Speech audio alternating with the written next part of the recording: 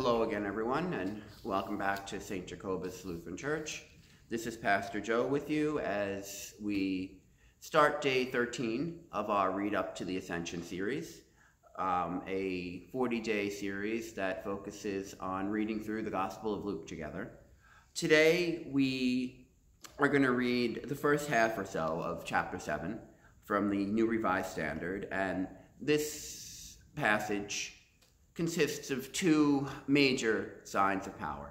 One is Jesus healing the slave or servant of a centurion, and the other one is Jesus restoring life to the son of the widow of Nain.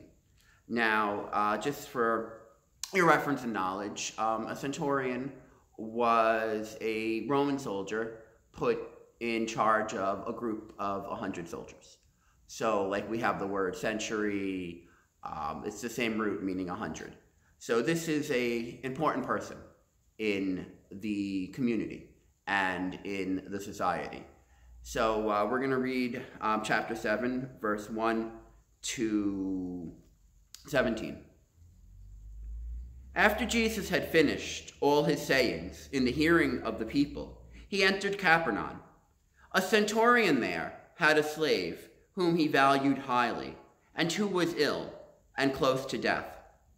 When the centurion heard about Jesus, he sent some Jewish elders to him, asking him to come and heal his slave. When they came to Jesus, they appealed to him earnestly, saying, "He is worthy of having you do this for him, for he loves our people, and it is he who built our synagogue for us." And Jesus went with them. But when he was not far from the house, the centurion sent friends to say to him, "Lord, do not trouble yourself, for I am not worthy to have you come under my roof. Therefore, I did not presume to come to you. But only speak the word, and let my servant be healed. For I am also a man set under authority, with soldiers under me. And I say to one, 'Go,' and he goes, and to another, 'Come,' and he comes, and to my slave, 'Do this,' and the slave does it."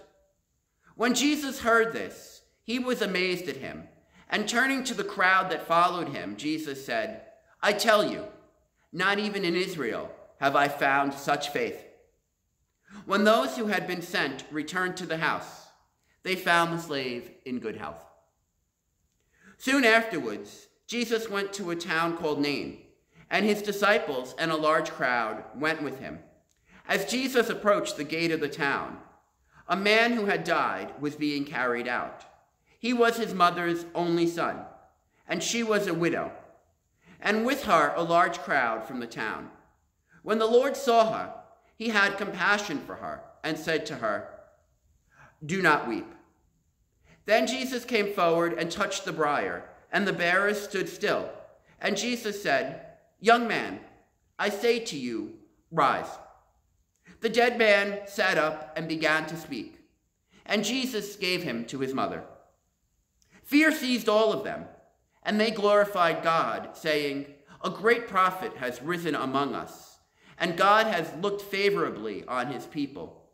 This word about Jesus spread throughout Judea and all the surrounding country. The word of the Lord. Now, these two stories happen right after this Sermon on the Plain, right after Jesus has done a great number of miracles, of healings, of exorcisms, of signs of power, and presented this radically different message to the world, one that was confrontational of wealth and power and authority, one that was confrontational about the way things were in the world around them, all the separate groups and infighting and conflict and disagreement and all these other things that Jesus presents a different way of life to them. Now, these two stories come right next to each other. The first one is an incredible sign of faith, of understanding God's authority and God's power and God's role in the world. The centurion has soldiers. He has servants and slaves and people who listen to him. He tells one of his soldiers, hey, go down the road and get food for the troops. That soldier goes and does it. The centurion doesn't have to babysit him and walk and show him what to do and help him carry the bags or anything like that. If the centurion needs someone to go and send a message to another city, he will give them the message and expecting it to be done. He is the one entrusted with this responsibility and this authority. The soldiers have all been raised and trained and taught to obey these commands. Now the centurion understands Jesus having the same authority. He understands that God, the same way he has power over these soldiers, God has power over everything. Sickness, health, life, and death. All of these different things, Jesus has power over. And he invites Jesus to exercise that power. He humbly admits he's not worthy to have Jesus come to his house. And Jesus has other people to help and other things to do. So don't waste your time coming here. I know you can heal him from right where you stand. And Jesus does. Now, that speaks powerfully to us today as we are separated from gathering together for prayer in our church. We continue to meet on Zoom and gather digitally as best we can. We continue to be church without Holy Communion.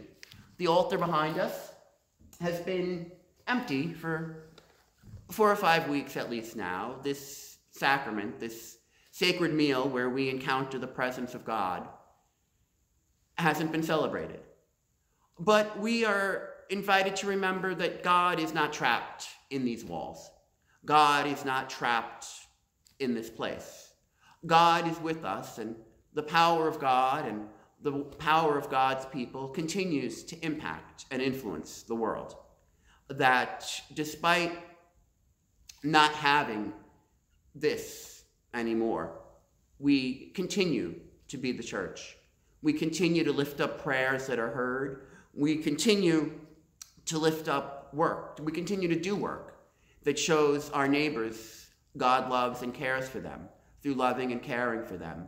We continue to reach out with the message of love by phone or by the computer or video calls or whatever else we do. We continue to show people that they are loved by us and by God.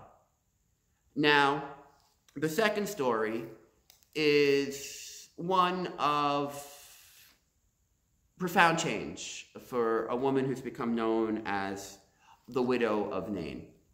We need to remember that in this time and context, in this region, being a woman alone was not easy, safe, or good. The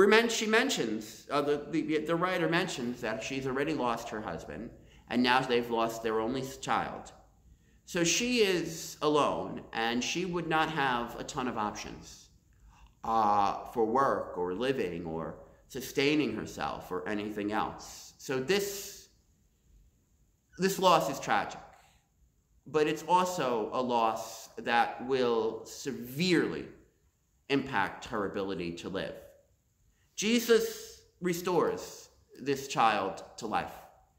Jesus simply stops this funeral procession and says, "Get up," and the sun rises up.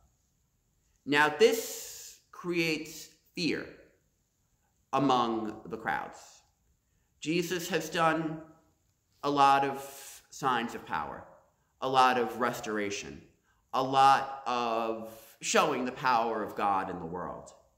This leads people, this raising of the dead, leads people to remember the works of Elijah and some of the great prophets that have come before Jesus. Except Jesus does what they do bigger and better, with more power, with more boldness, with more authority than even the great figures of the Old Testament.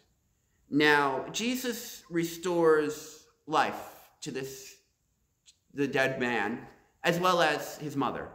And he's restored them to wholeness and completeness and the ability to participate in the world and sustain themselves. Now, I just go back finally to this idea of fear, where people have never witnessed anything like what Jesus is doing.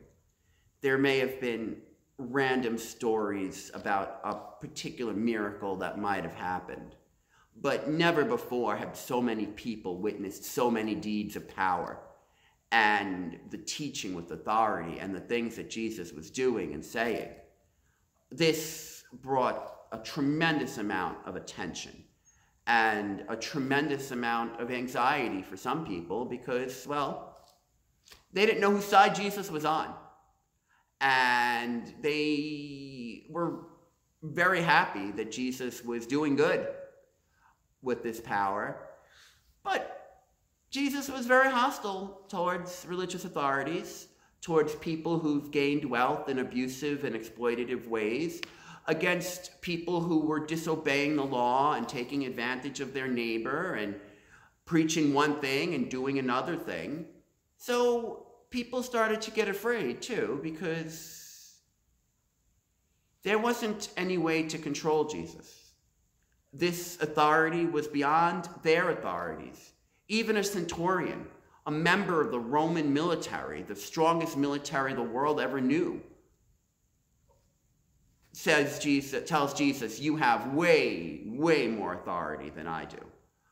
So people are now curious, excited, and joyful, but there are those fringes of people who wonder, who say, maybe this isn't great news for me right now, because it's a call to change. It's a demand to be and live differently. It's a call to remember that God is the one on the throne with the ultimate authority over everything around us.